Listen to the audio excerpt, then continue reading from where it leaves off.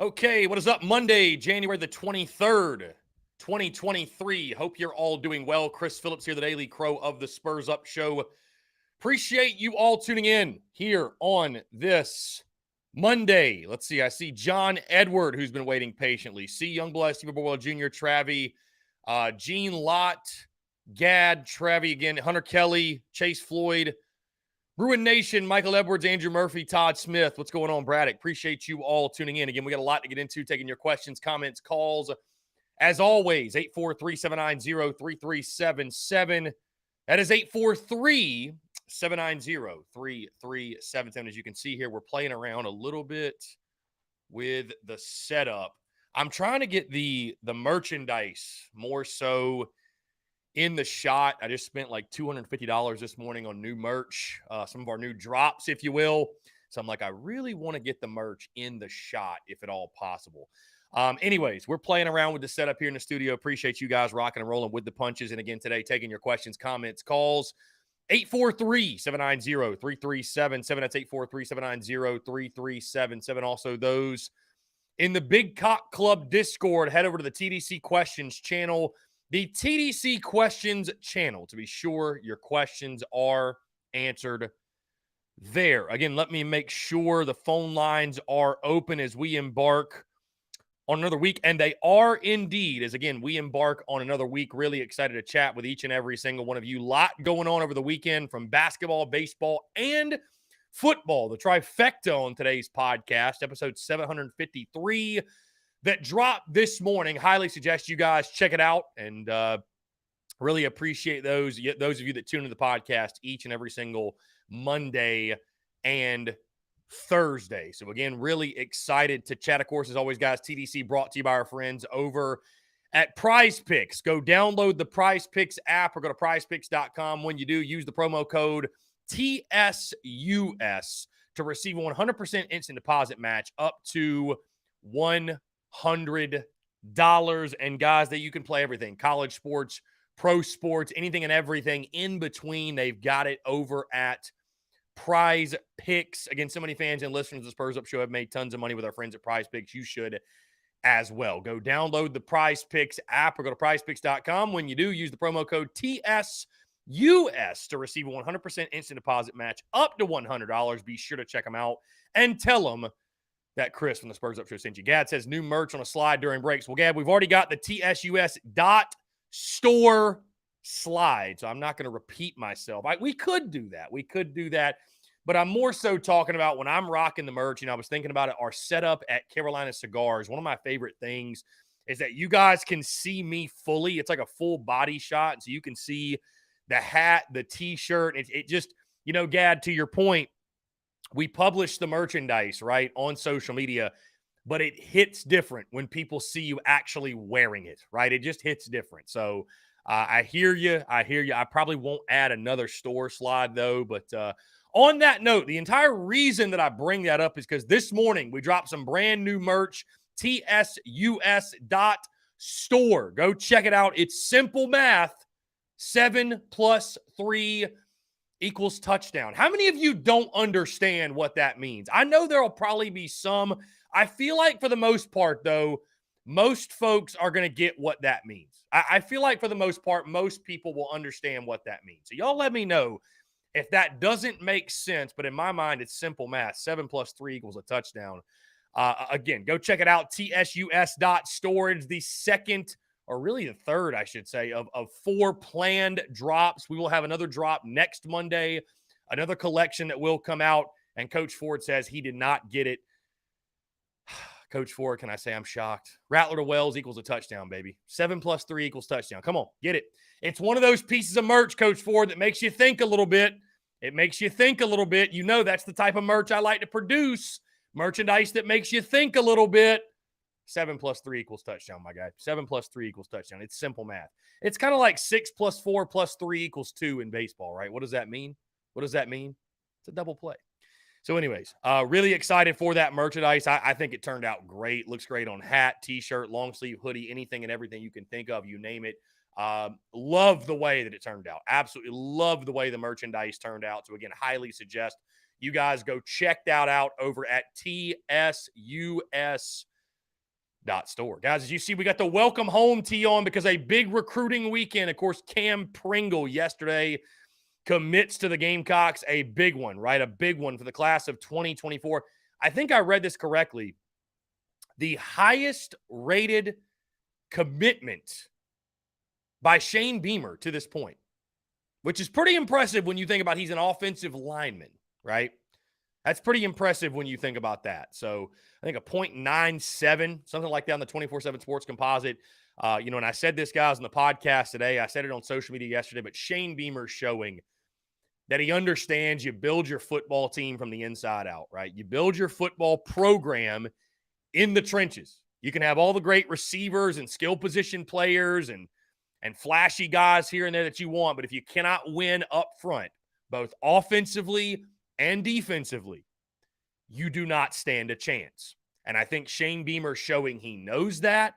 He understands that. He was on staff, right? When the Gamecocks, he was on staff in 2010 with Coach Brad Lawing, right? Shout out to Coach Lawing. Need to get him back on the show sooner rather than later. But he was on those staffs. And he saw those great offensive and defensive lines that we fielded. And so I think, again, he understands what it takes. He understands what an SEC championship game type of D-line and O-line looks like. So I think that's the reason why you're seeing Shane Beamer attack these offensive linemen, defensive linemen. Our good friend Brad Crawford, he mentioned something today that, over the 2023 and 2024 classes, I mean, this is the best haul of offensive linemen the Gamecocks have ever brought in, just on paper, right? And, via ratings and stuff like that. So I think you got to love what Shane Beamer's doing on the recruiting trail, obviously keeping up all of the positive momentum. It's great to see. And, it's the foundation of your football team. The offensive line, we talk about it a lot, but it really is true like the foundation of your house, right? Again, you can have all the flashy pieces, the receivers, the tight ends, the quarterbacks, what have you. But if you do not have that foundation, if you do not have that offensive line, which serves as the foundation of your offense, if you don't have elite players up front, the house will crumble, and you just simply don't stand a chance. So, I love seeing what Shane Beamer's doing on the recruiting trail, attacking that position, going in the transfer portal, attacking that position as well. And I think it will pay big dividends for South Carolina down the road. Now, again, when do these guys play? How long before we're seeing them make an impact? Because it's very tough for freshmen, almost impossible for freshmen to slide in, true freshmen, and play up front. But I think you're going to see in 2-3 years, all these guys they brought in, if not most of them, will be big-time key contributors. And Cam Pringle's certainly the latest of some big-time offensive line talent that you have brought in. So, yeah, you got to win in the trenches. It's all about trench warfare. It's all about trench warfare. You got to win in the trenches. Brendan, what's going on? Appreciate you tuning in, my guy. Let's see. Tyler Knoll says, burn the admissions office to the ground. What a travesty that an all-academic honor roll student can't transfer to play ball here but can go to Arkansas. We are our own worst enemy. Tyler Knoll, I'll say this. I mean, am I frustrated that Trajan Jeffcoat is going to Arkansas and it could not work out at South Carolina? Yes, I am. But, I mean, one defensive end is not going to I mean, I'm not going to say burn everything down because one defensive end didn't get in. It's an unfortunate situation. There are no secrets in Gamecock Nation, right? Nothing is kept a secret. Nothing's kept a secret. Let's call it for what it is. I know that the message board stuff tries to stay on the message, but it doesn't stay on the message boards. Everything is shared. Everybody hears everything, right? At least in due time. And, I'm not going to go into details of why he didn't get in. It's plastered all over social media at this point, I think, by a lot of different folks. There's a lot of he said, she said stuff, which ironically enough is a lot of the reason why he did not get admitted to South Carolina. I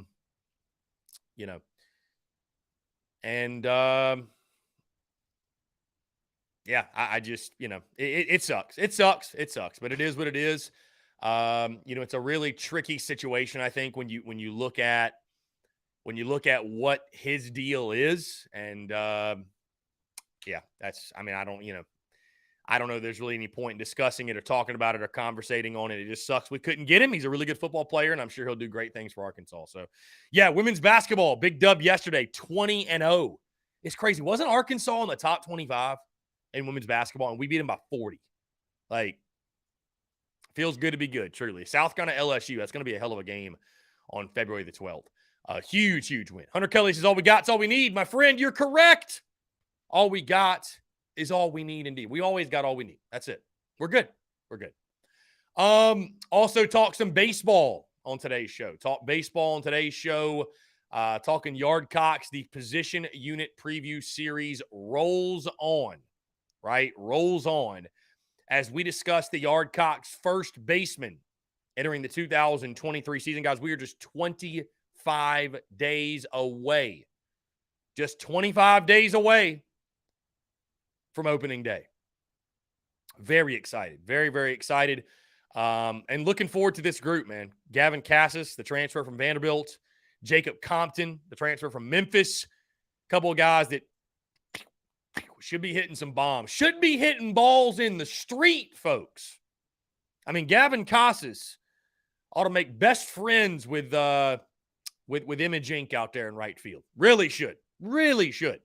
So, going to be a lot of fun, man. Looking forward to it. Excited for opening day. And, again, appreciate you all and appreciate you guys following along as we count down the days to opening day. Cody, not sure if I'm late on this, but Nick Harbor's making a late surprise visit to Colorado. Just broke a little bit ago. Yeah, I saw his Instagram story as well. And,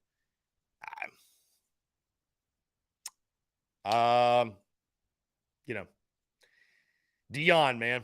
Dion's working. Dion's working. I just think, man, you'd be hard-pressed to find a kid. Like, if Dion calls you up and asks you to come visit, why would you not go? I mean, he's a Hall of Famer. Why would you not go? Just because you visit doesn't mean you're going to go there, but why wouldn't you visit? You know, I mean, it's you know, when Nick Harbor's not committed anywhere, he can take advantage of his recruiting visits and go wherever he likes and go check out different campuses and meet different people. And, you know, I mean, why not?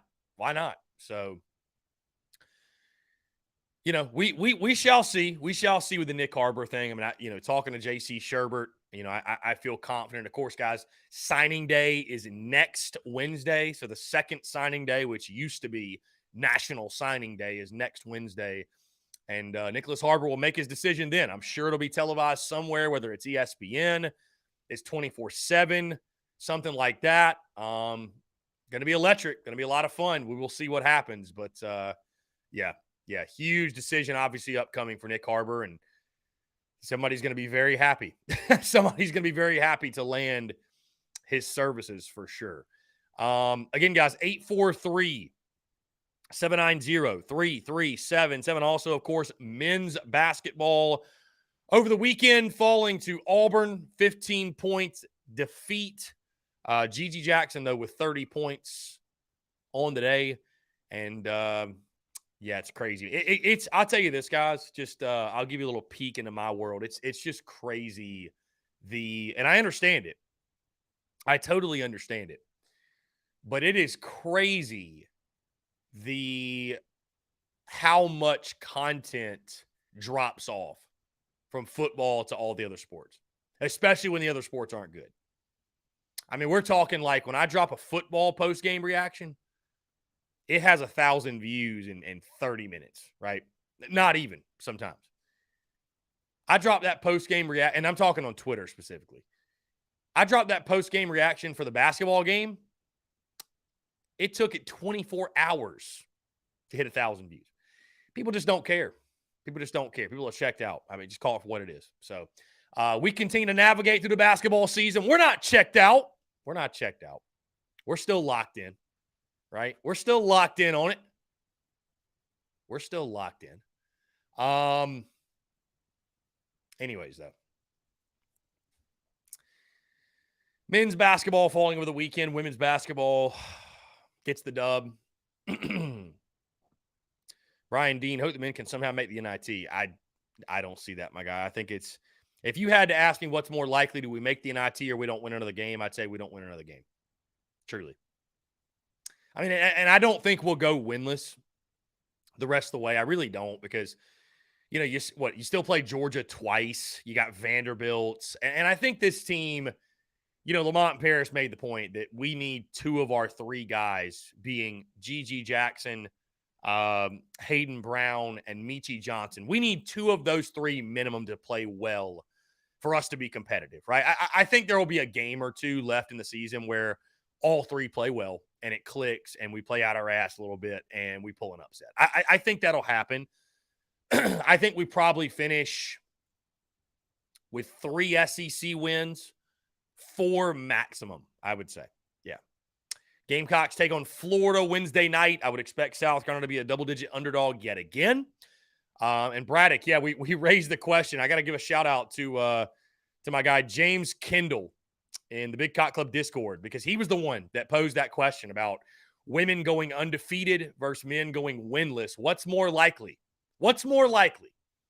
That the men's team doesn't win another conference game, or that the women's team doesn't lose a conference game? I'd probably go with the women, just because, again, I think the men will be able to pull one out of their ass. But it's a fair question. And I don't know who is beating the women's basketball team. I don't see anybody doing it. I mean, LSU will be a good game. UConn's always interesting. But if it isn't one of those two, I mean, who? So, anyways, guys, 843-790-3377. That's 843-790-3377. So David Garrick said, I thought our track team was among the best. Is that no longer the case? David, I think we have a pretty good track team. I think we do. So, yeah, as far as I know, I think the track team is still impressive. I mean, I'm assuming that you are asking because you heard the news around Nick Harbor.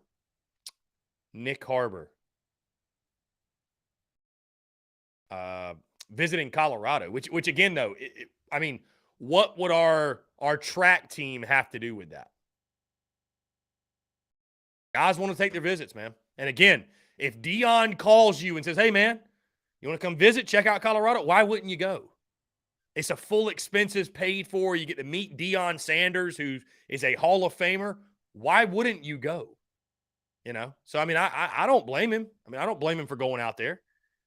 You hope Colorado. I don't think a guy like Nick Harbor would go to Colorado. I don't think Colorado is going to be that good, to be honest with you. And I like I've said before, I don't feel like guys like Nick Harbor and these big-time 5-star guys, they don't want to play on bad teams. They just don't. They don't want to play on bad teams. So they want to play on teams where they feel like they can win. Because the teams that win get on TV, they play in meaningful games, which people watch. Right? So, I mean, why would you not go visit? Why would you not go visit? So at least just go visit. You don't have to go there. Just go visit.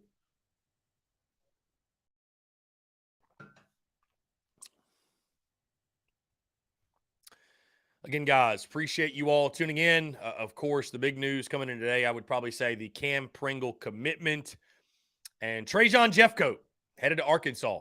So, glad he found a spot to play. Wish him well. It's a shame. Honestly, it's a shame that, it's a shame. It's a shame that, it didn't work out here. And that's about all you can really say, right? That's about all you can say. I don't know that there's much of a point in dwelling on it. There's not much of a point in kicking and screaming and whatever, but it is what it is. Again, you wish the kid the best and you just keep it moving and trust that Beamer will be able to, bring in the guys we need. So all we got is all we need, right? Panic Ritter says Paris needs to recruit better. I know it takes time, but it's hard to watch. Panic Ritter, you just answered your own question. It does take time. And there's nothing they can do this season. Nothing.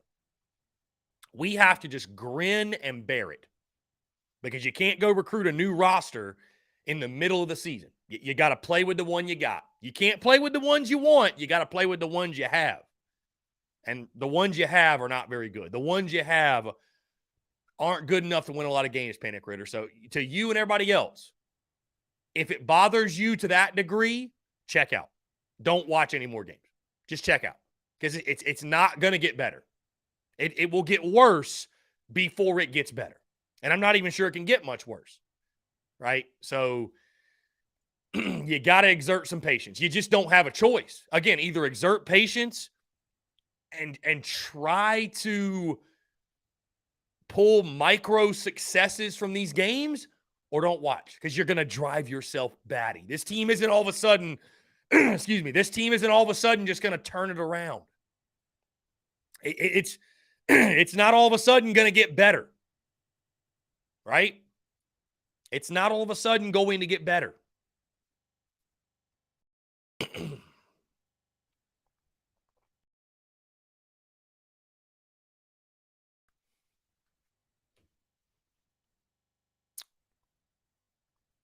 We need Panic Ritter to turn into Patient Ritter. That's what we need.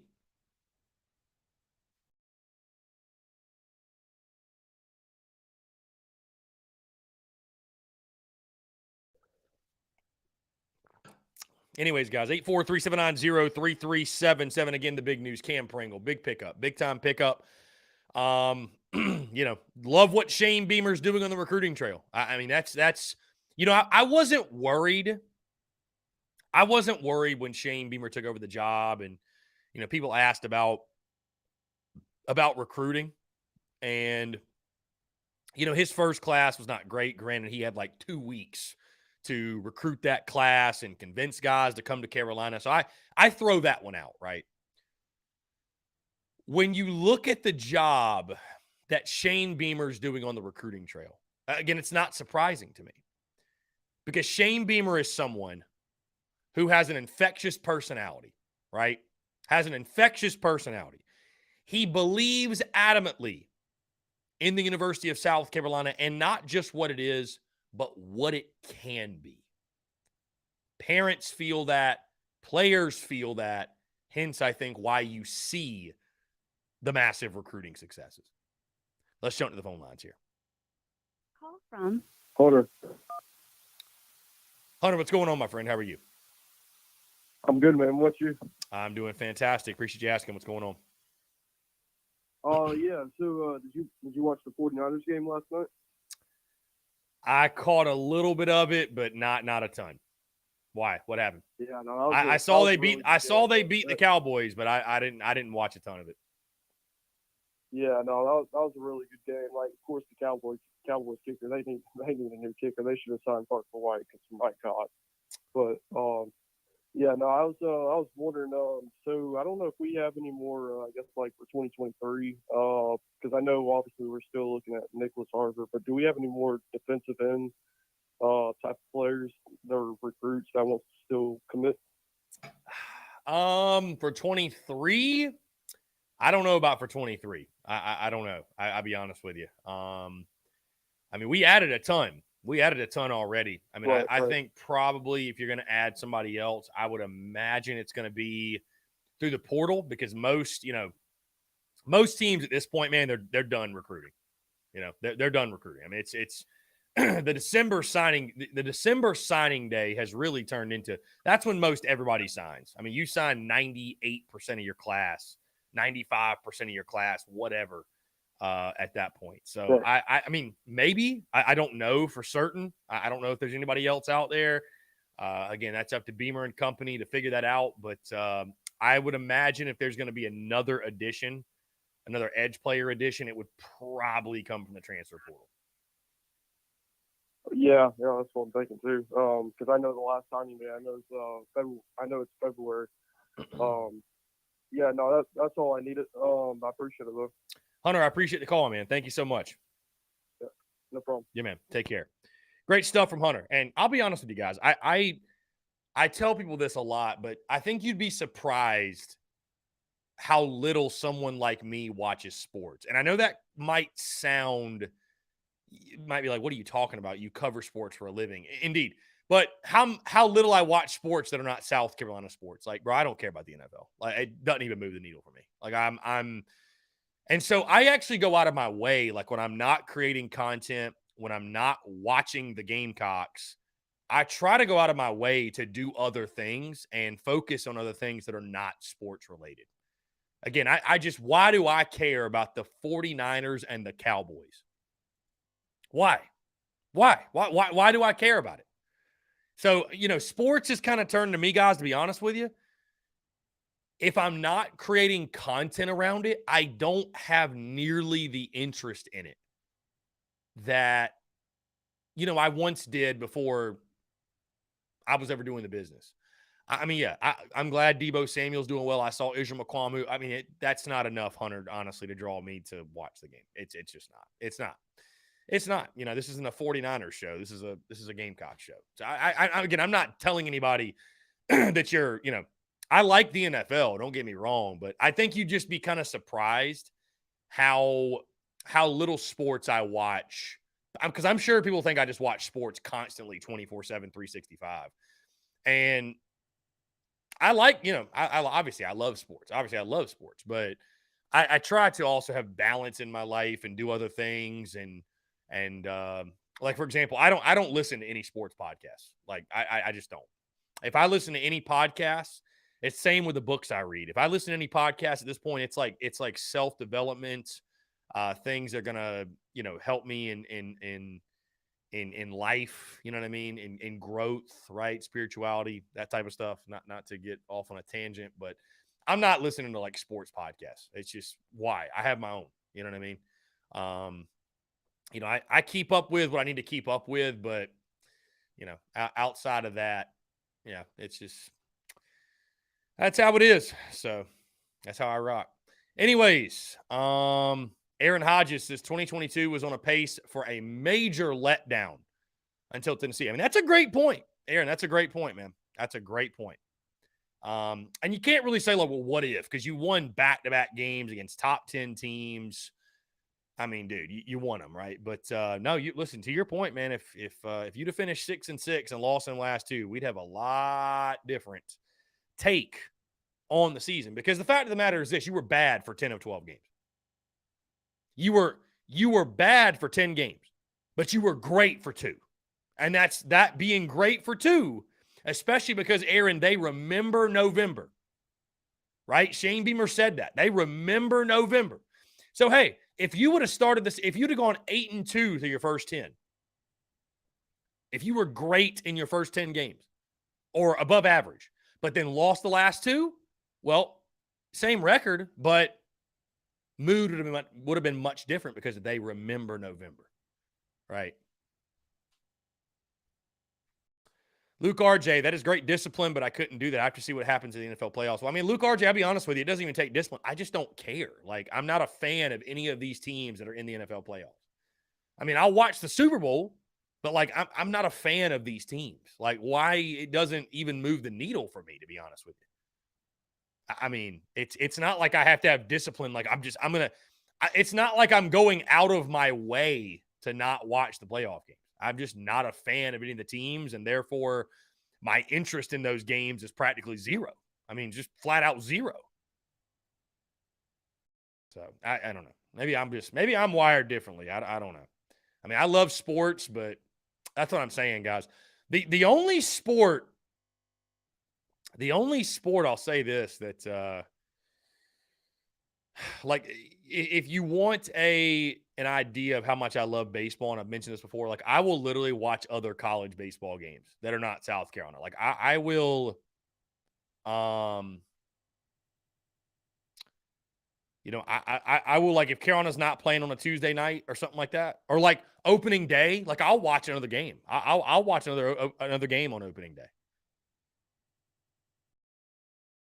By the way, guys, side note,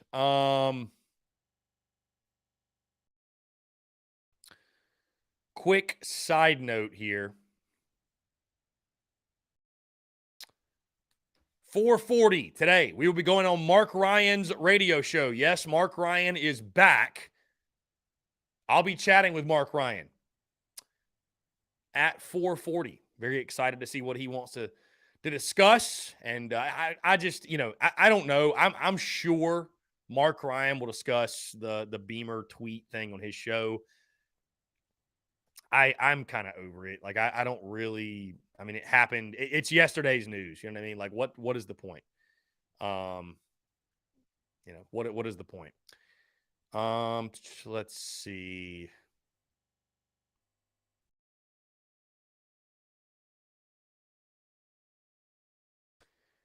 Greg Bedinger says, we forget, but Rattler was pretty good against Arkansas. He says, I watch good football, period. Yeah, I mean, it's again, I love football, but I just, I don't care about the NFL playoffs. Just doesn't, I mean, I love sports, don't get me wrong, but like yesterday, I wasn't going to make it a point to watch either of those games. Like, I don't know. Sorry about it. Braddock 843 says, I have to disagree with your earlier statement about one guy on the D line. I think that is a position that one guy can be disruptive. Clowney, J.J. Watt, and Nick Bosa are examples I can think of. I mean, Braddock, I hear what you're saying, but you didn't get him. It is what it is, and I don't think we're all of a sudden we're going to go from 10-2 to 7-5 because we didn't get Trajan Jeffcoat. I mean, would you disagree with that? Like, you think, how many wins do you think he's worth? You know what I mean? Like, and I'm sure they'll go out and get someone else, right? I'm sure they'll go get someone else. I mean, you got a lot of good young talent. You definitely could use a veteran guy, but it is what it is, man. It is what it is. It's again, there's nothing we can do about it. I mean, it's unfortunate. You hate to see it. You hate to see that, South Carolina wouldn't admit him, but damn, Arkansas did not have a problem. Did not have a problem admitting him. So whatever issues we saw that were unforgivable, Arkansas disagreed. So take it for what it's worth. Again, I'm not going to get into the details of the rumored details, if you will. I'm sure you guys have seen everything on social media, and it sucks. I mean, it does suck. It is what it is. So it is what it is. And yeah. Anyways, latest AP Top 25 is out for men's basketball. Of course, no Gamecocks. Clem sucks, 24th. I think, what was it? College of Charleston's 18th or 19th. So.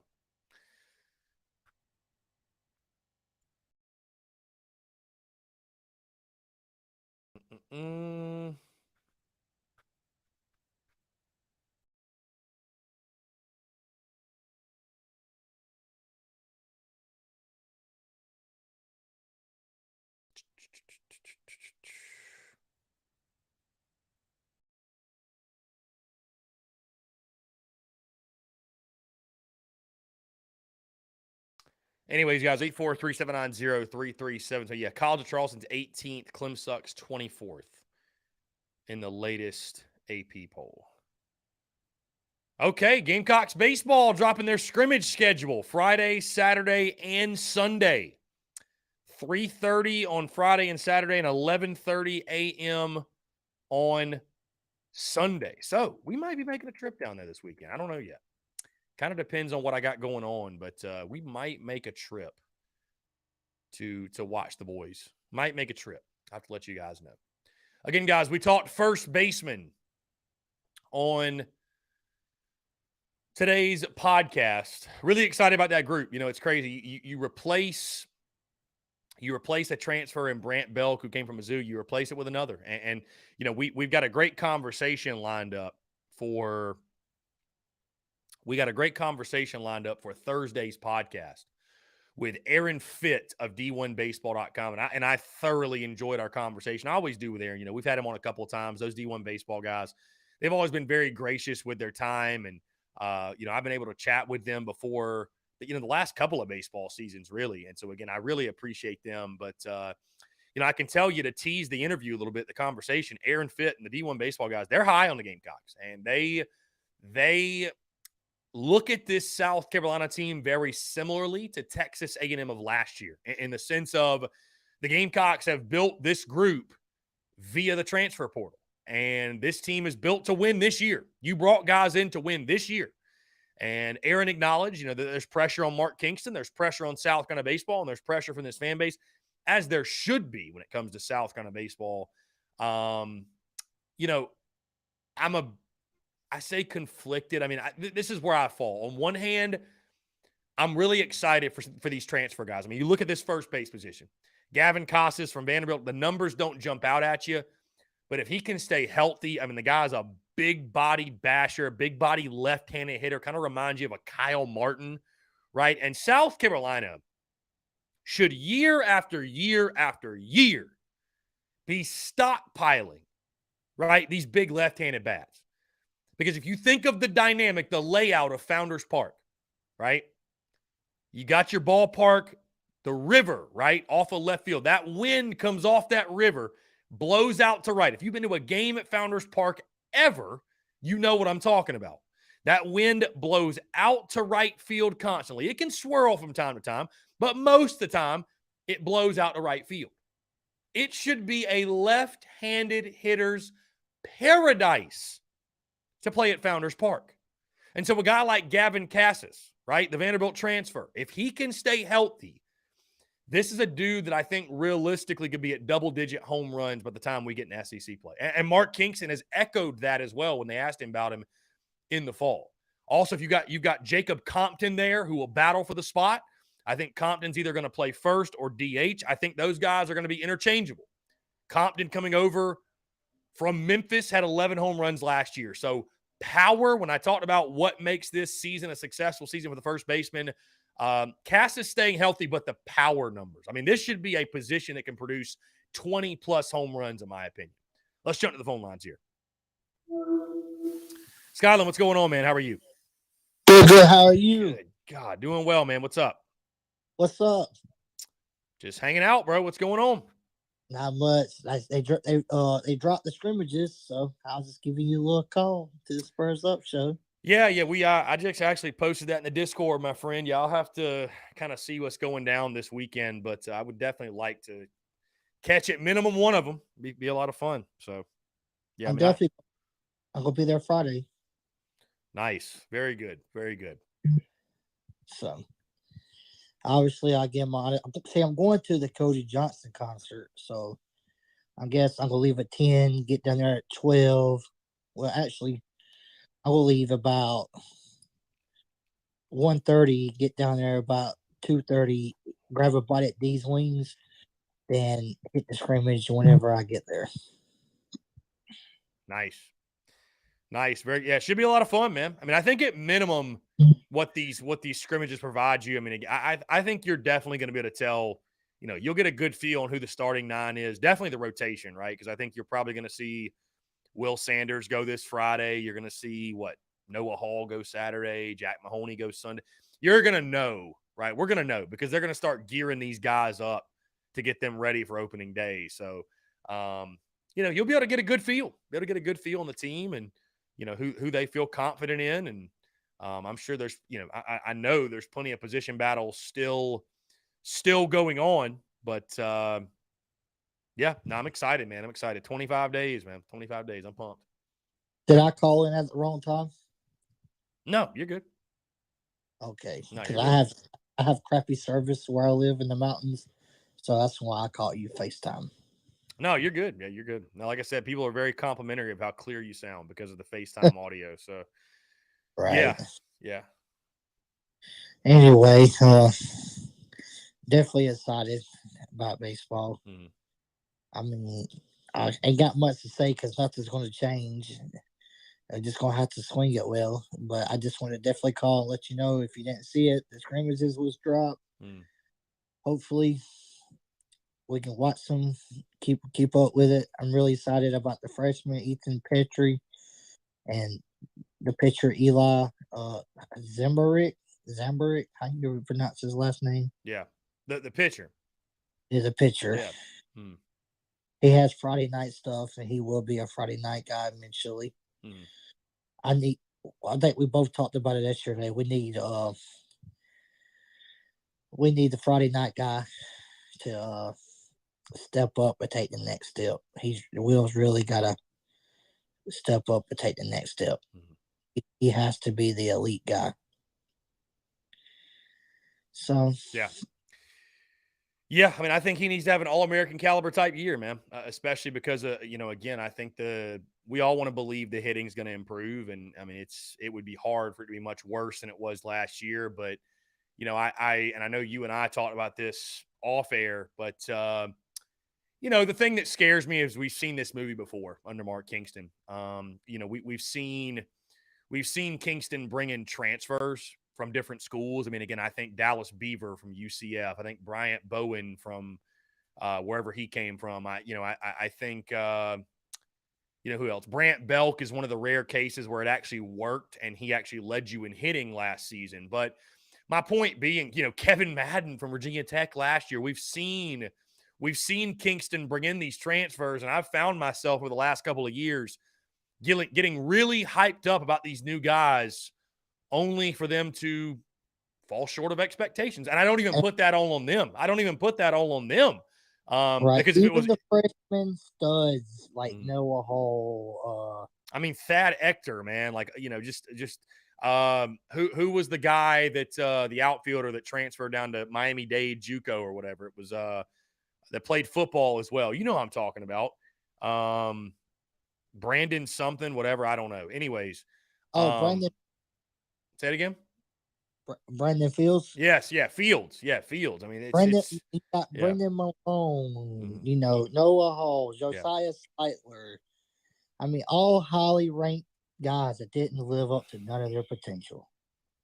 Yeah. I mean, I think development definitely has been a problem since Kingston's been there. And so, again, I'm really excited for, a lot of these transfer guys, but we've seen this movie before, and it's had the same ending every single time. So I'm hoping for a different result. I'm hoping for a different outcome.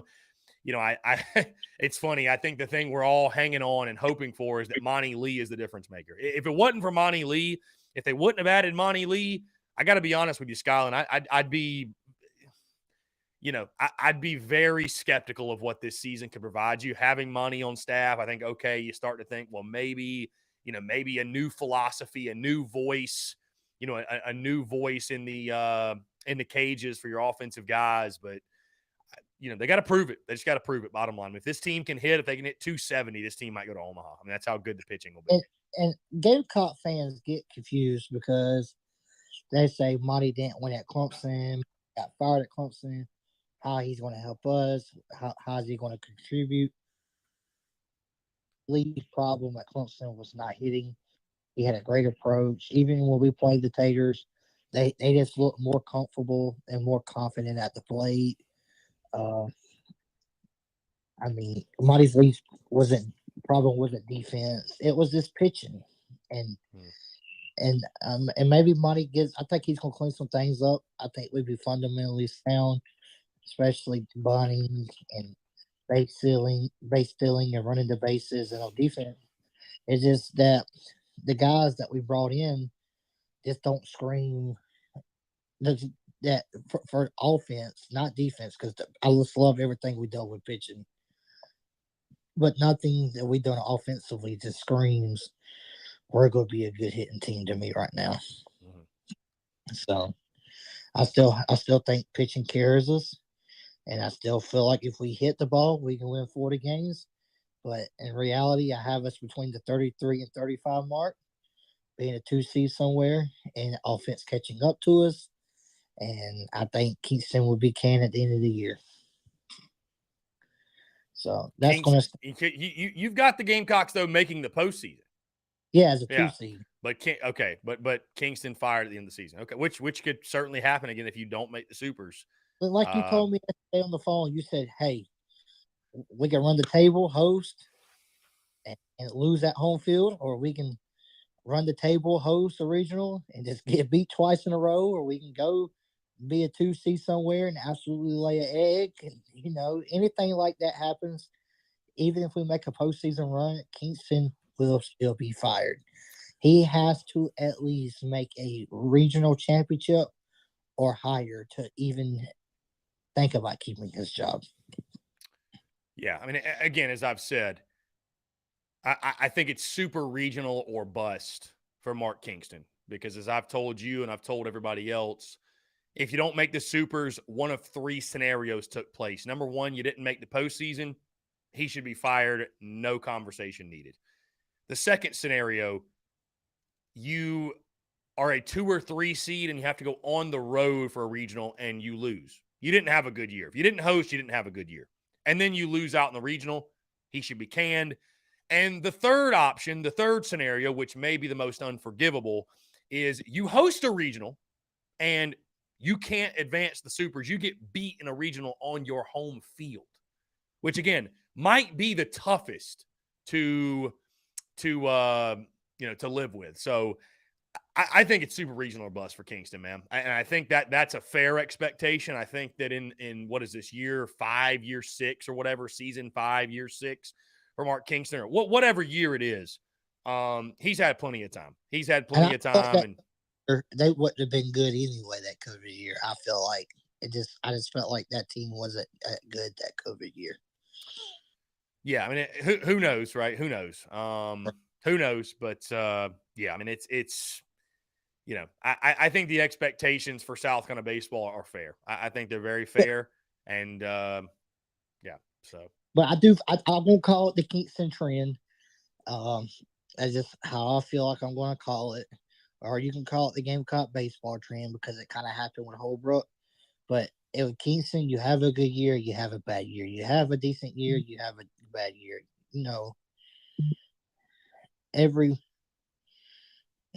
So this will be the year we have a decent year, but is it going to be enough to keep his job? Indeed. Skyland, I appreciate the call, my guy. I'm looking forward to it. I know we're going to have a lot of baseball conversation, obviously, over the next couple of months. But, yeah, really excited for it, my guy. I'll let you know about this weekend. I definitely hit you up Friday and send you some text, and I definitely be there Friday at 3:30. So awesome. Sounds good, man. We will we'll talk soon for sure. Well, I hope you have a good day, and also let's not harp on Fire Kingston, even though we both want him gone. I want to enjoy baseball season. It's gonna be a fun one. Just remember this. It's like the schedule's brutal, especially with LSU and Tennessee and Arkansas all spending NIL money in baseball, and they got who they want, and they got some players that was supposed to go pro come to college because of NIL money, and that's why they're the top 3 in the nation NIL in baseball. So, I mean, just be patient. I just hope the offense comes around. Mm-hmm. It's all going to be on offense. So, swing the bat, win the baseball games. That's it. Skyland, I appreciate you, my guy. Great stuff from Skyland there. Officially official, Eddie Lewis from Memphis has joined the Gamecocks football program. I forgot. Did this not already come out? Or is this that I just assume it was going to happen? I don't know. Somebody, I just saw Gamecock Central, it looks like, posted something. I thought this came out already. Maybe it didn't. I don't know. Maybe it didn't. All right, guys, let's go ahead and jump into our first break of the day. On the other side, though, I want to continue to hear from you. More of your questions, your comments, your calls, and more. You're tuned in to the Daily Crow.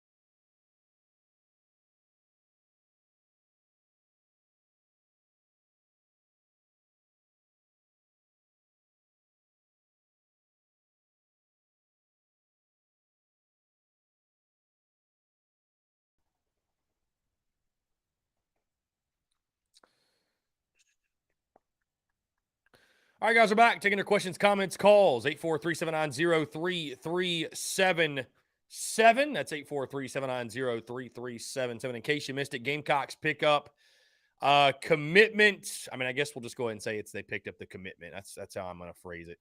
Gamecock Central reporting that Eddie Lewis, Memphis wide receiver, has officially joined the Gamecocks football team. He has officially joined the Gamecocks football team. So it's officially official. He has committed to the Gamecocks and is indeed enrolled and will be part of the South Carolina football team. You look at his numbers. Last season, second team All-AAC by Pro Football Focus as a returner. He was second team All-AAC returner by Pro Football Focus and Phil Steele. Let's see. You look at his stats. 40 catches for 596 yards, 6 touchdowns on the season for Memphis. Let's see. What did he do as a returner here? 27 returns for 255 yards and a touchdown, and that was on punts. That was on punt returns. Okay. So, anyways. 6 foot, 190 pounds from Harlem, New York, which explains a lot of the Justin Stepp New York tweets. So there you go. Gamecocks had a receiver from Memphis. We got a text here from my guy P-Dog. Who is your Super Bowl pick? If I had to guess right now, I'd probably go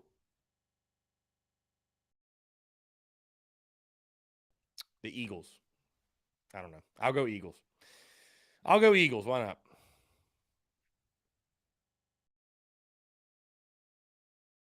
Anyways, guys, 843-790-3377. That's 843-790-3377. Chiefs Eagles would be a very, very fun Super Bowl indeed. Be a very fun Super Bowl, yeah. Yeah. That would be a fun one. Anyways, guys, Cam Pringle committing yesterday. What else you guys want to talk about? What else you guys want to discuss as we hit 1 o'clock? Here we go. Let's jump to the phone lines. Frank, what's up, man? How are you? How you doing, pal? Want to know if you want to talk about some football today? Yeah, I'm doing well, man. I appreciate you calling in, man. It's been a while. How you been? Yeah, doing good. You know, hanging out. Snowy weather in the big city here. Go Lady Cox! Great game yesterday. 20-0, man. 20-0. So. Yeah, very impressive. Very impressive. Got that team going on all cylinders. So, stream of consciousness here today. NIL stuff. Transfer portal, the whole 2023 schedule. I guess J.C. Sherbert, he's talking about the NIL. He's got a vested interest. Even he, I think, is shaking his head a little bit, seeing how out of control it's gotten. It's probably going to get. I think it's going to get worse before it gets better. Paying a freshman quarterback a $13 million NIL. That to me is just outlandish. Yeah, I mean, it's crazy. And 13 million promised that didn't even get delivered, right? So, no, yeah. I mean, I'd agree with you. I think why would it not continue to be off the rails, right? I don't know what it's going to take or what's going to have to happen. But again, man, I more so look at it through a business eye, and I can't believe that there are people that want to pay this amount of money to unproven high school prospects. Unproven. It's a complete roll of the dice. You know, like I can't. I don't understand it. I was looking at our 2023 schedule. I don't know if you did your way too early pick yet. If you did, I didn't hear it. Your way too early record. Yeah, I've got 9-3. Way too early prediction. Yeah. 9-3. Okay, so 9-3. So I'm going to say that we're going to win in Charlotte, because to me, Yes. that's like the linchpin of the whole season. Mm-hmm. You know, Yeah. I see if we don't win that Charlotte game against North Carolina, then we might not be the team we think we are, because then that's just going to spell, our first 5 games. We got 2 tough road games, and then if you just break it up, I mean, we got a nice home stretch at the end, but a couple of tough teams. You got Kentucky, you got Clemson. So I'm looking hard at that North Carolina game. I'm going to try to make it down. You know me, I'm a pretty decent fan. But I'm just hoping we can pull that one off in the beginning of the year. That'll really set the stage. Yeah, I mean, I do agree with you. I think UNC is the tone setter of the season. I was just thinking, I'm surprised that win totals are not out yet in Vegas, and I'll be really curious as to what South Carolina's win total is, right? Because 2 years in a row, the Gamecocks have overachieved and have really shattered their win total from Vegas.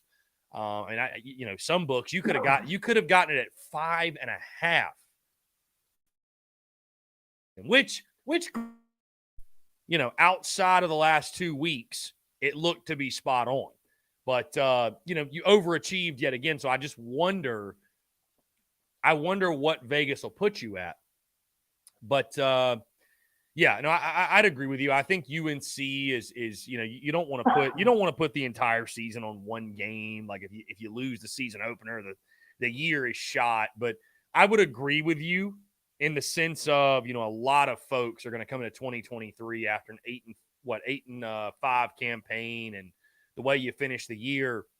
A lot of people are going to come in with high expectations, as you should, right? 9-10 wins, maybe pushing Georgia a little bit for the SEC East, or at least being in that conversation later in the season. If you're going to have that type of year, I definitely think you need to beat UNC. I think you got to set the tone properly.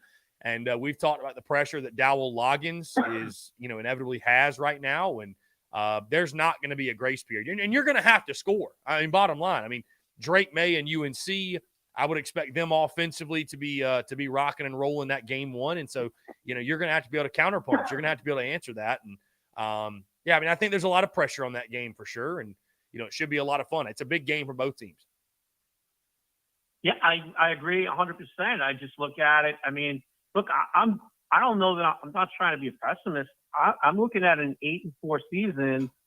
And because I just think the schedules, we just ended up with a tough draw in 2023, and you look at North Carolina, let's say, in worst case scenario, we lose the North Carolina game. You got to play Georgia away and you got to play Tennessee away. And then again, you're looking at a 3-2 start if you beat Mississippi. So it's got the potential to go off the rails pretty quick. And you don't want to put the whole season on the North Carolina game, but I'm saying it just gives you some wiggle room in that first 5-6 games of the year where you get the W early. Hopefully you get through that stretch at 3-2. Just trying to be a little realistic. I don't think we're going to beat Georgia at Stanford. Yeah. No, listen, to your point, I think 8-4 or better would be a success. Absolutely. Again, you do have to. You do have to keep in mind the guys we're replacing, the issues that we'll have going into this season, and unfortunately, the front half of the schedule is not conducive to a hot start because of who you play. No, it's just not. You're right. That's what I mean. Like you need it more than anything is to get that North Carolina game under the belt with W, because you want to set yourself up. Because if God forbid you come out of there.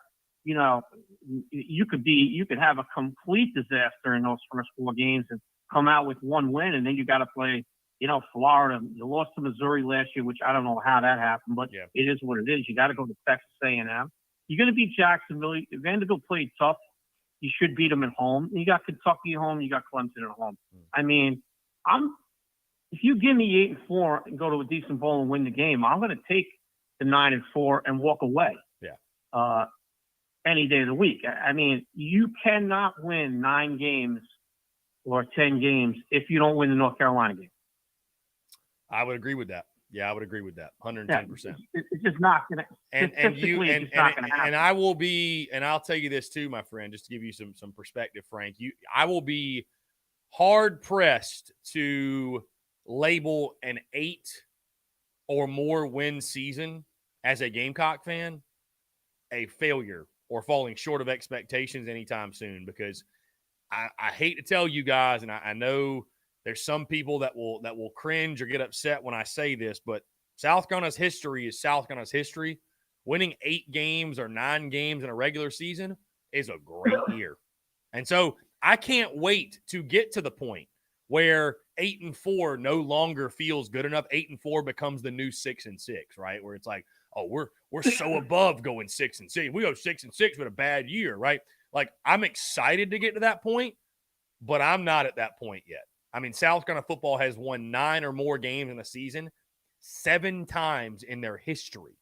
So, yeah, if you win 8 games, right. If you win 9 with a bowl game, like you're saying, you had I think you had a really good year, and you only could continue to ascend and keep positive momentum, especially like if you beat Clem Sucks for the second year in a row. You know, especially if you can beat Tennessee for a second year.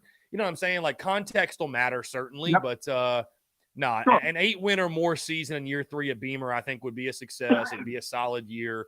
You know, would we all love to see that breakout 10-win season? Certainly. But I think what's more important in year 3 at Beamer is as great as that breakout 10-win season will be, it's more about not going backwards. It's about not slipping back and doing what Arkansas did, which was falling well short of expectations in year 3 and slipping into that 6-6 realm. That's the last thing you want to have happen, right?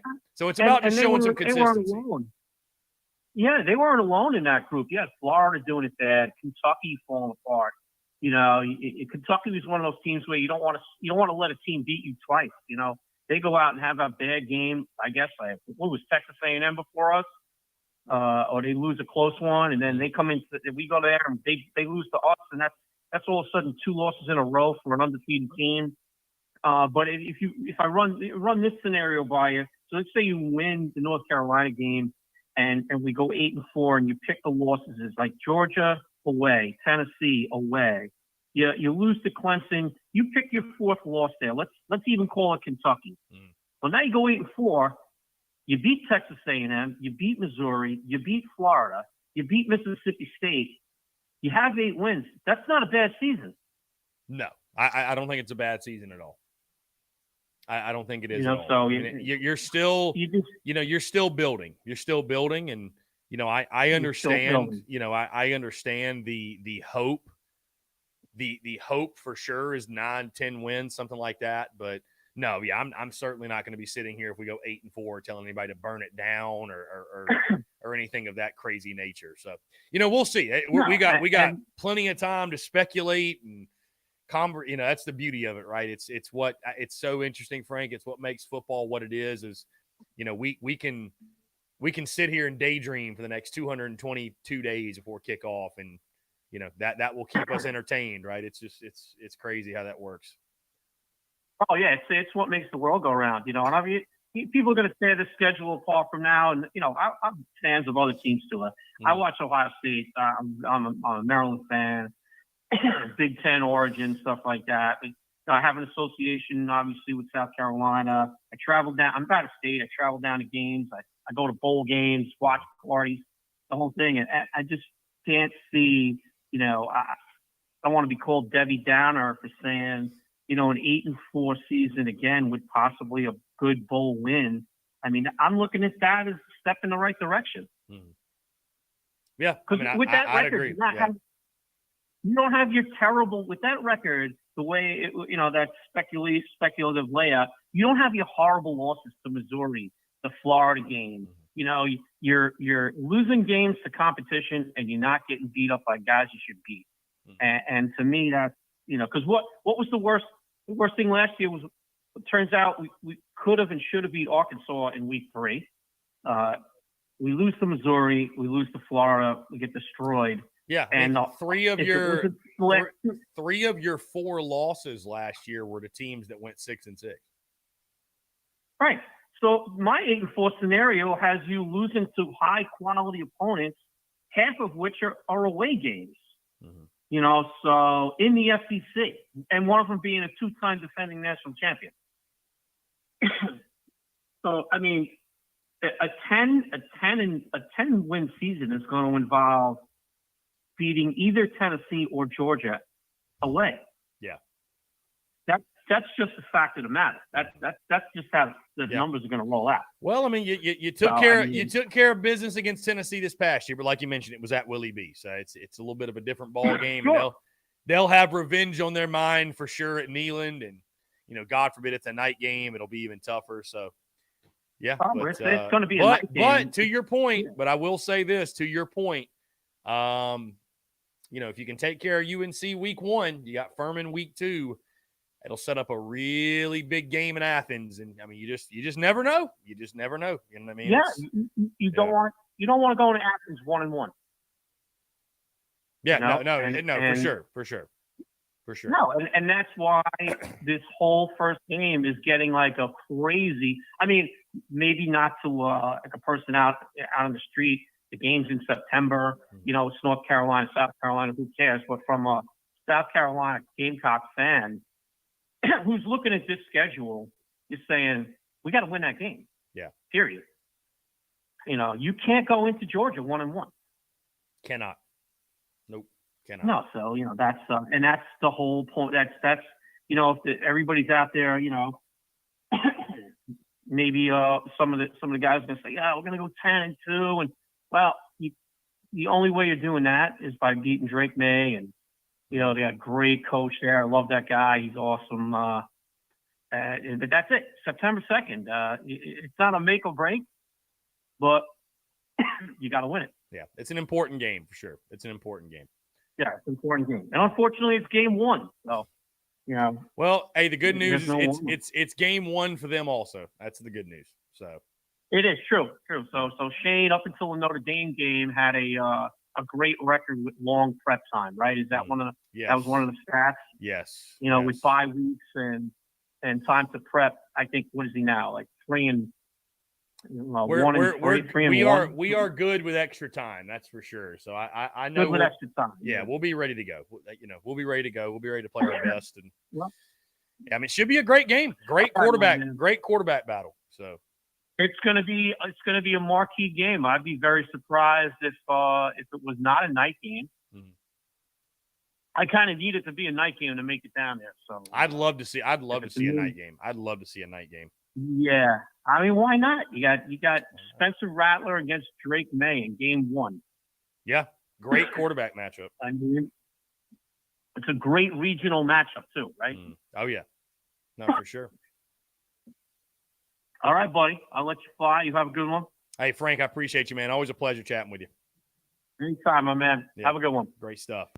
Our guy, Frank, up in New York. How about that? Robbie Davis texting in. He says, let's see. What's up, Chris? It's Robbie. Hope the show's going well. I'm busy unpacking at my mom's house. Go Gamecocks. To heck with those orange juice colored losers. Love that. Poetic as always from Robbie Davis. Guys, we're going to jump into a quick break.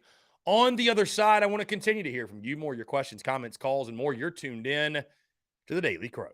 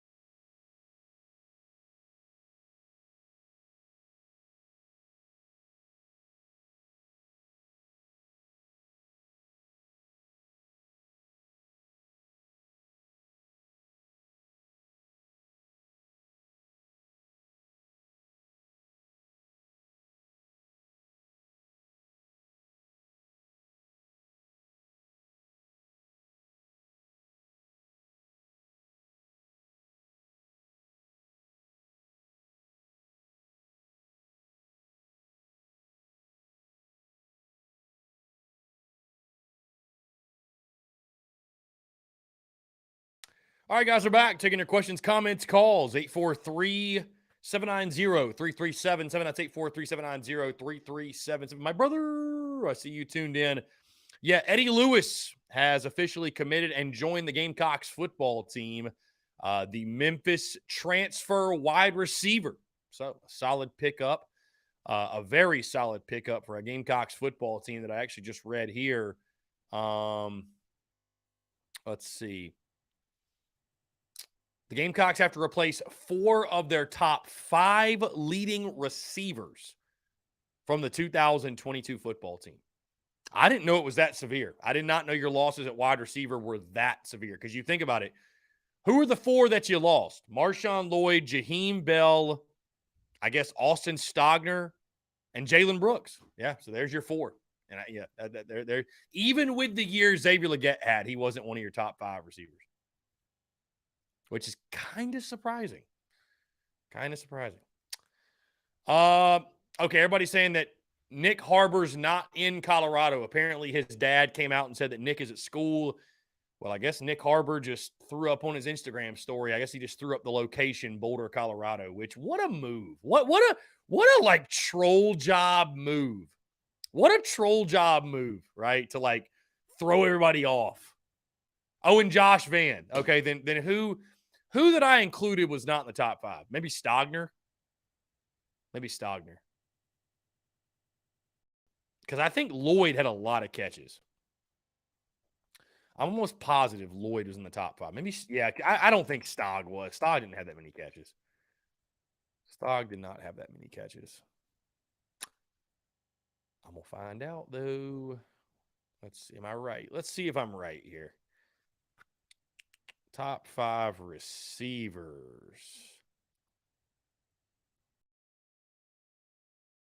Our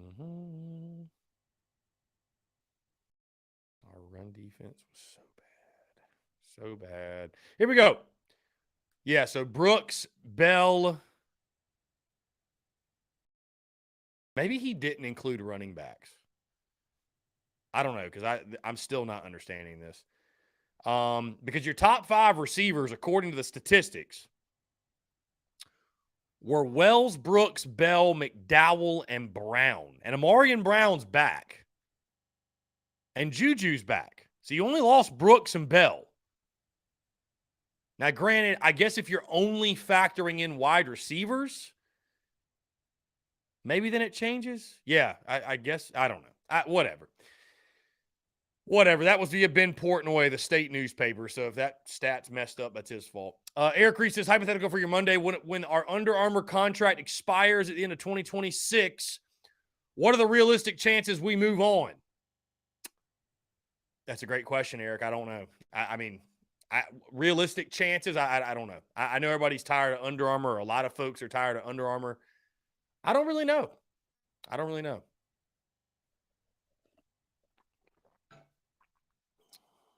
I think administration and everybody else seems to be fine with Under Armour. So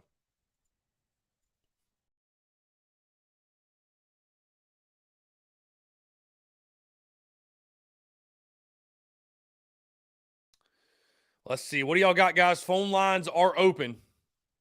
843-790-3377. Of course, Gamecocks men's basketball falling over the weekend to Auburn.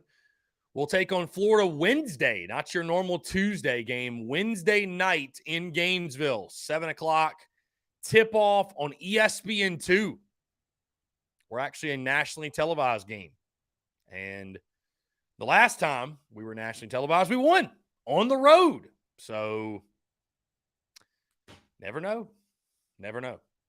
But 25 days, guys, till opening day. Very excited. Again, we talked Gamecocks first baseman on the show today.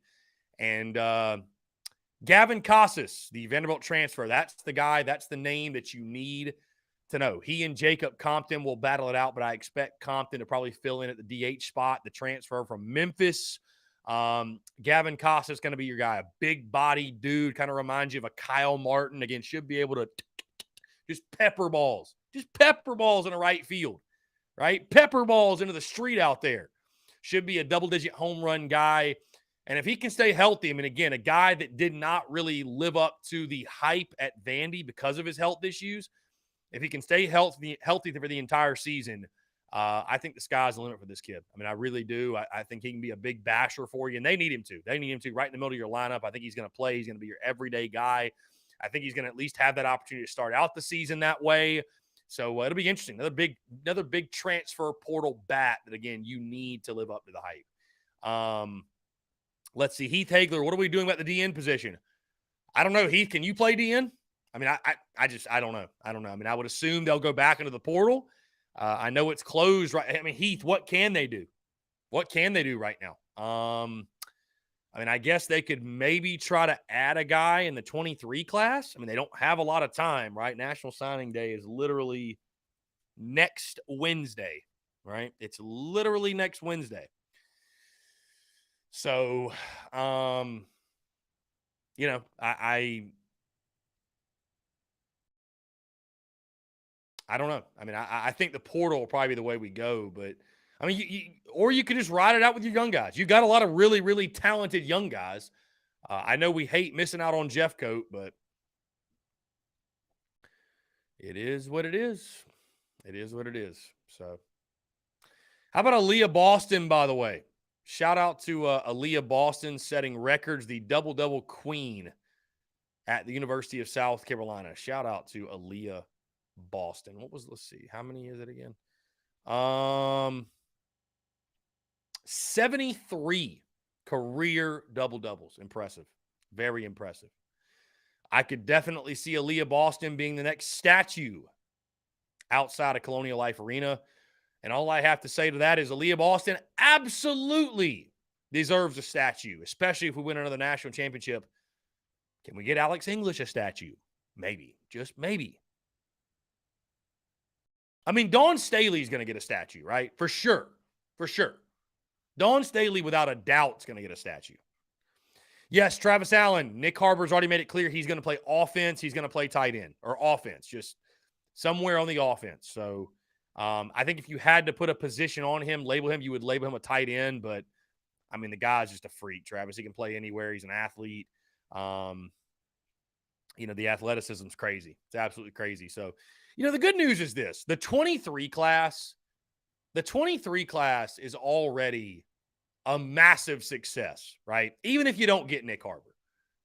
But, man, I mean, if you were able to land Nick Harbor, I feel like it'd be one of those pickups that would let the college football world know, hey, we're not just a nice story, right? We're not just a darling, if you will. We didn't just find lightning in a bottle the last 2 games of the season. Like, we're here. South Carolina football is here, right? We're coming. We're coming. We're a legitimate threat now. So, I mean, it'd be massive. It'd be huge. It'd be huge. Trip Cromer, what's going on, man? Let me see. Let me try to find these questions. This schedule may actually be harder than last year in football. Yeah, but I would say so. He says, do you think women's basketball goes undefeated in the regular season? Just to give him props. I mean, the only way, Trip, if I said no, I'd just be trying to make a point, and I'm not trying to make a point. I just – to pick against this women's basketball team would be foolish. And so, no, I think they could absolutely go undefeated. I mean, is there a chance they lose a game? I mean, it's really hard to go undefeated. Really, really tough. But, again, I'm not going to be the one that picks them to lose. I mean, this team is has no weaknesses practically. I mean, where's the weakness? Where's the weakness for women's basketball? I mean, it's Dawn has built a monster. And when you look at the players they're bringing in on a year in, year out basis, I mean, they should be winning the way they're bringing in the best possible talent every single year, right? They should be winning that way. So, but still, it's special, right? It's special. It's greatness in front of our very eyes, and it is very cool to watch. Indeed, it is very, very cool to watch.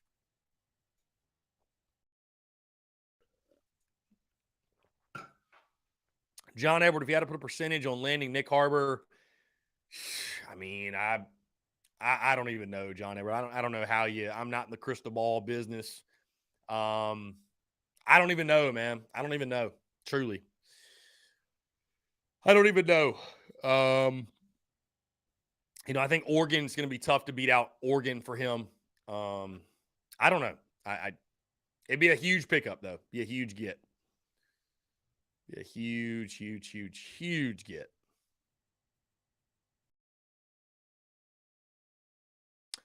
Anyways, guys, 843-790-3377. That's 843-790-3377. I will say again, it is very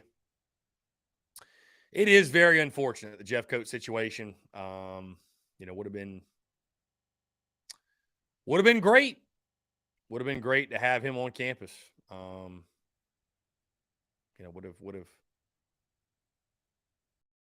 have loved to have seen it, but it is what it is, man. And it's one of those things, if you've heard the reasons why, they're not going to touch it, man. They're not going to touch it. And it's just, I'm not saying they're just not going to touch it, Now, Arkansas, I think that's what's bothersome, though, is Arkansas looked at it and said, we'll deal with it. We're fine.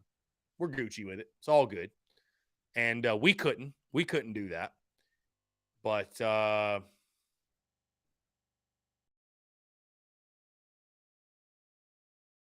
yeah, Gavin, I did see that. Yes, the transfer from Memphis. Yes, I did. Eddie Lewis officially joined the Gamecocks football team. I'll throw up a graphic after TDC today and get the news out to the masses. But yeah, really exciting stuff. Nice pickup. Again, you need help at the wide receiver position, and this is a guy that certainly should be able to help you, no doubt.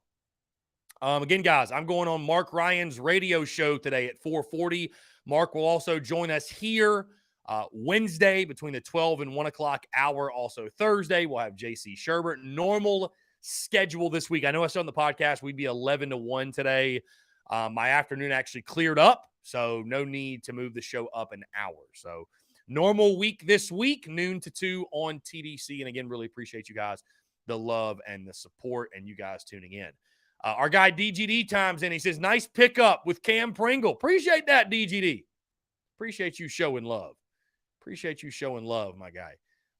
It was a nice pickup. Yeah, Pringle's a good player, man. You look at the size, 6'7", 335. You don't typically want to play true freshmen on the offensive line, but he's a guy that's going to have a chance to play immediately. Right? He's a guy that he's there physically. It's crazy to think guys are like 17 years old and that big. Right. But physically he's there. We'll have the opportunity to make a big impact at South Carolina very early on. I see the question, what were Eddie Lewis's numbers at Memphis? I got them for you, my guy. I got them for you. Eddie Lewis at Memphis. Last season, 40 catches for 596 yards and 6 touchdowns. Had a long of 55. He averaged 3.3 catches per game, 49.7 yards per game, 14.9 yards per catch. So was solid for Memphis. And of course, like everyone else that comes from a different level, you ask yourself, and the big question with him is, what is the transition going to be like from the AAC to the SEC, right? It's a completely different level of football, but I trust Justin Stepp. I think it'll be a great pickup. And again, at this point, you just need quality bodies. So we will see how much Eddie Lewis can help the Gamecocks this upcoming season. Also, by the way, guys, we posted this or broke this, I don't know, per sources, if you will. But the Garnet and Black spring game will take place April the 15th. Shane Beamer confirming on Saturday, April the 15th at Williams-Brice Stadium. No time has been announced. I don't know why they wouldn't just do a night game again. That was a blast. That was a massive success, I thought. Why not? Why not? And you know what you should do? Because I'm sure all of you tuned in will be at the spring game. You need your Beamer Rattler 23 merch. Your 7+3 = touchdown merch. Your touchdown merch. You need all the merch. tsus.store is where you can get it. Be sure to check it out. Travis says, just imagine Anderson, Pringle, and Big Tree. If those guys can stay intact in the line for us, we can have special things happen. Indeed. Travis, we can finally run the football. We can finally run the football. Can we stop the run, though? That is the question. Can we stop the run?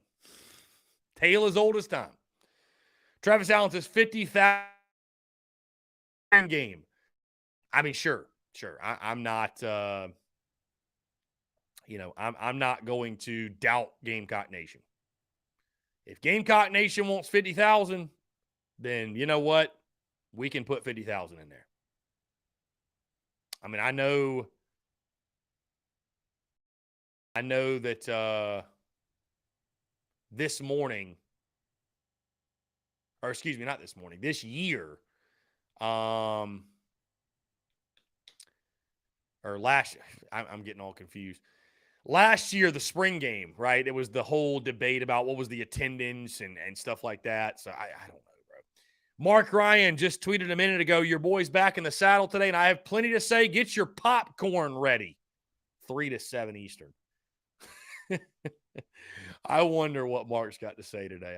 I think it will be a very – because, it's one of those things where it's like it's old news, but at the same time, Mark hasn't addressed anything that happened last week, right? Hasn't addressed anything. So, I don't know. I mean, I don't know if he's going to ask me about it. I prefer we just move on, and it's old news. It's old news. Again, it's old news. It's old news. Trip Cromer says, Monty Lee, I think, will help also. Next coach if Kingston fails.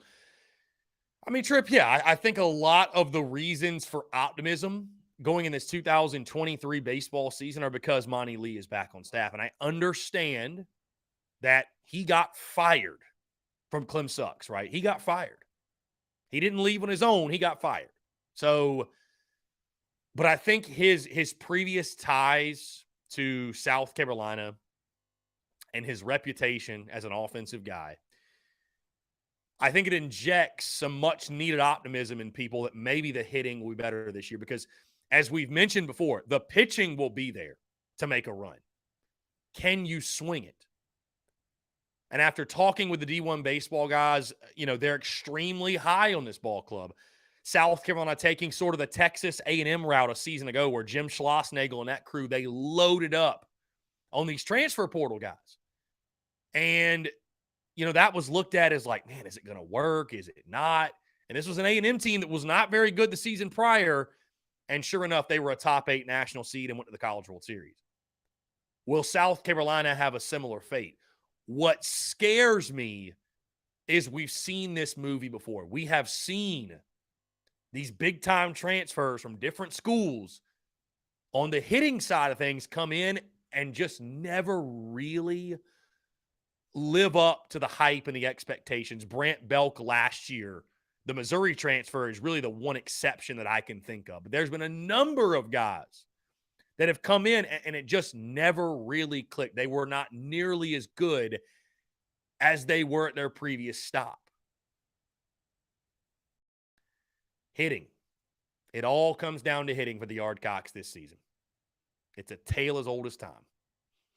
So, we shall see. We shall see. We shall see. And Monty Lee is a big reason of optimism, but I don't know. Brian Dean says, you going to any of these scrimmages this weekend? I'm going to try. I'll let you guys know. I got to make sure my schedule's clear for the weekend. But, yeah, I'm going to try to get down to a minimum one of them. So, Austin Gregory says, March 4th, Floor Field, Yardcocks versus Clem Sucks. Be there and bring your cigars. I will have the Tiger Pack ready, my guy. I'll have the Tiger Pack ready. I think I've made the decision. I'm probably not going to go to the Friday night game at their place. Why would I subject myself to that? Like, why? You know what I mean? I'm just to a point now where, almost as many Clem Sucks fans know who I am as Carolina fans, and I just don't even want to put myself in that position, man. Here's the thing, most people are cool people. They would understand the content and the role of it and why I do what I do and the shit talking and be like, oh yeah, it's funny, it's whatever. But there's some crazy, stupid people out there, and I don't need to take that risk, nor am I willing to do so. When I can just chill here in the studio cut the game on, cover it from the stew. Why would I subject myself to any sort of silliness that those slapdicks would provide? You know what I mean? So I think I'm good on that. Guys, we're going to jump into one final break. On the other side, though, I do want to continue to hear from you more. Your questions, comments, calls, and more. You're tuned in to the Daily Crow.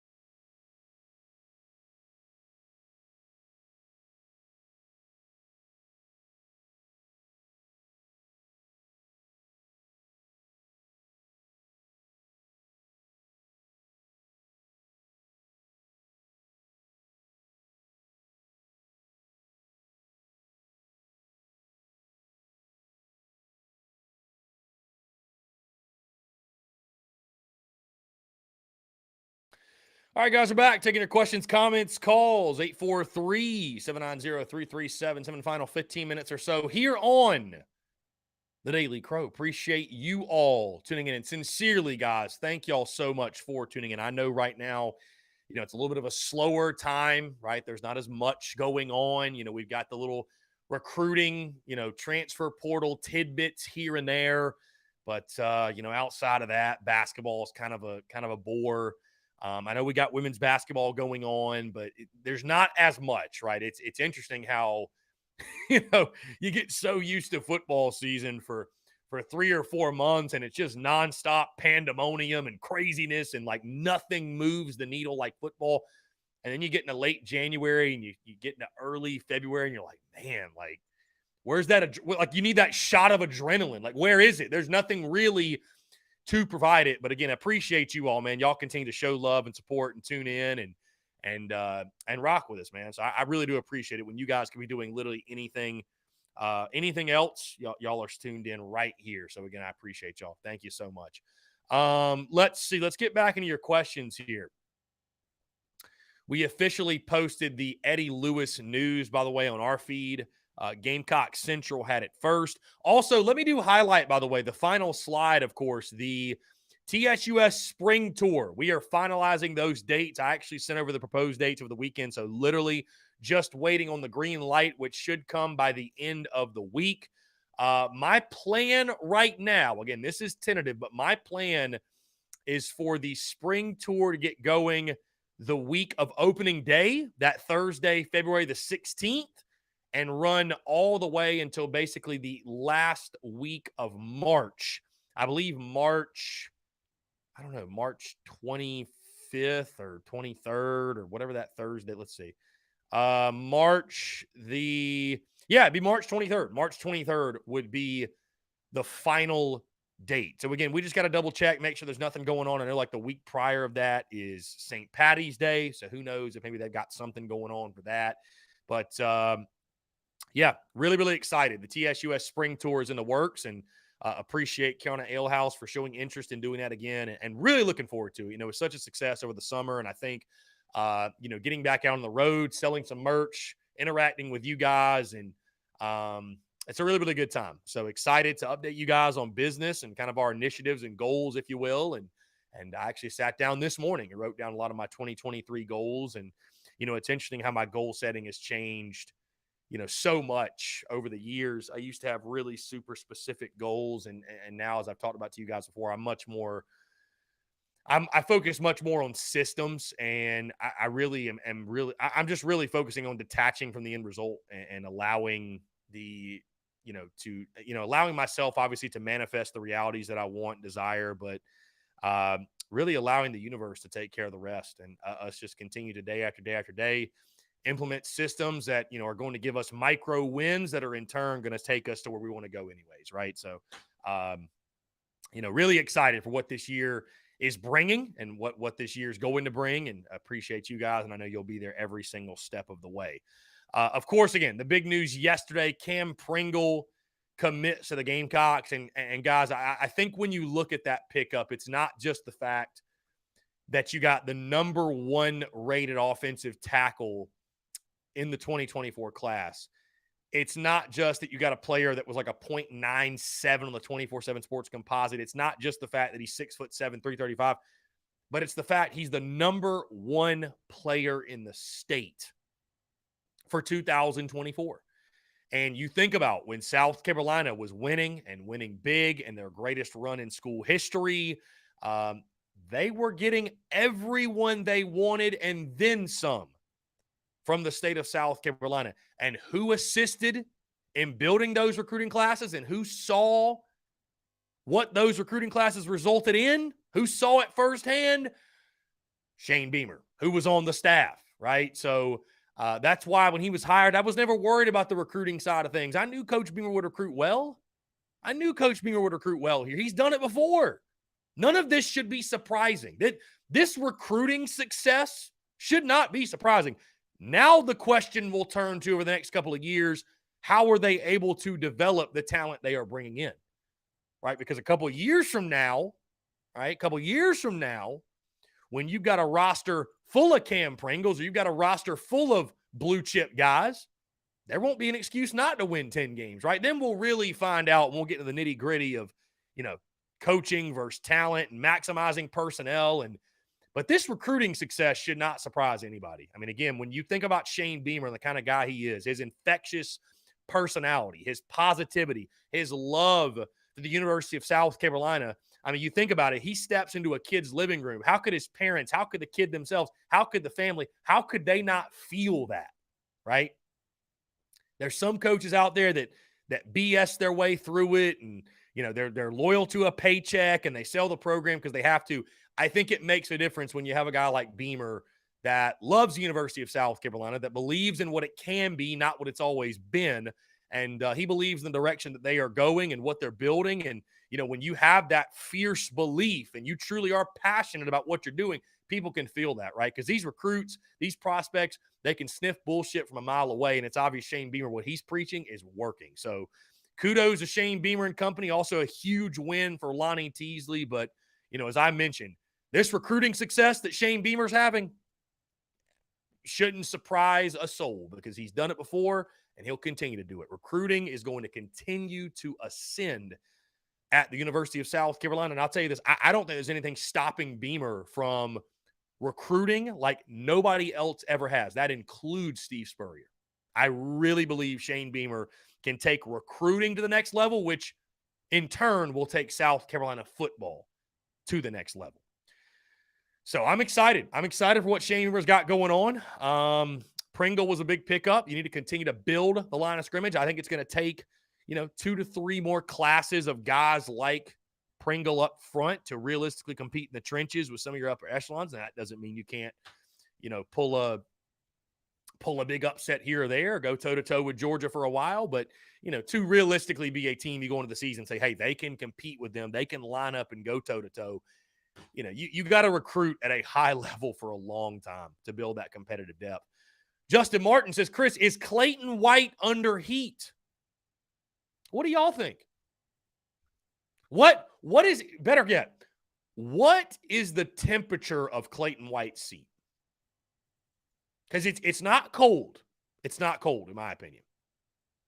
And I'm not trying to, hey, we're bored here in the offseason. Let's throw Clayton White on the burner. But, I mean, the seat's warming up. The seat's warming up, right? Because it's crazy. Marcus Satterfield, got banished from Columbia. People wanted him gone after 1 year. After 1 year. But Clayton White has gotten a pass. And I understand why Clayton White's gotten a pass. I get it. Because the defense he took over was so bad. It was so bad. So they've done nothing really short of overachieving. That's all they've done since he took over. But I think that run defense has got to improve, man. That run defense has got to, at some point, we got to sit here. And I know my guy P-Dog. Where's Above Average Gamecocks at? Now known as Shadow of Death Valley on YouTube. Yeah, I know that's you, P-Dog. P-Dog is a Clayton White. I don't even know what word I want to use, but P-Dog has been early on the Clayton White slander. Let me just put it that way. P-Dog, Above Average Gamecocks, is blocked by Clayton White. How about that shit? Right? AAG been out here on some Clayton White slander. My guy was talking down and talking hot seat for Clayton White before it was cool. Truly. He was. Where is P-Dog to claim this? We need P-Dog in here. Oh, man. Above Average Gamecocks. Known Clayton White hater.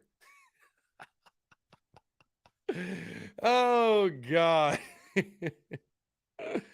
That's hysterical. That is hysterical. And I know he's on Twitter because I saw him tweet like 20 minutes ago. So, but anyways,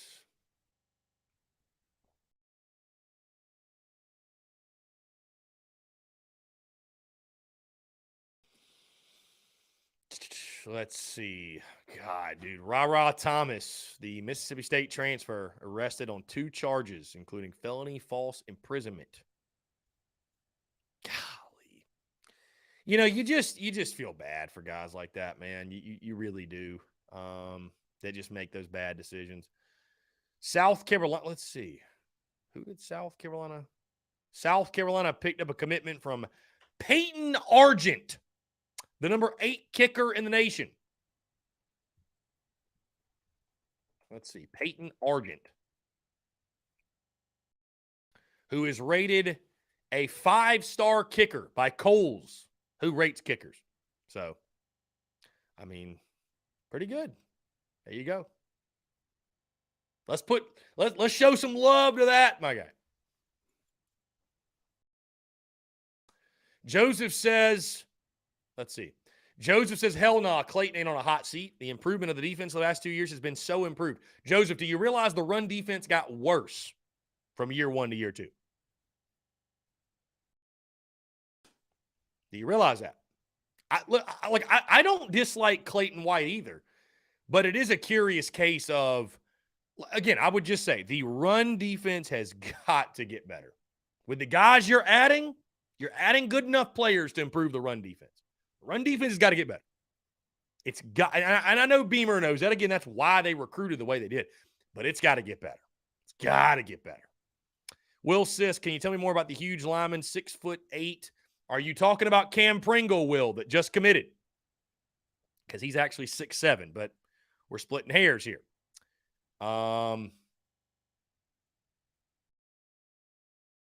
Yeah. Anyways.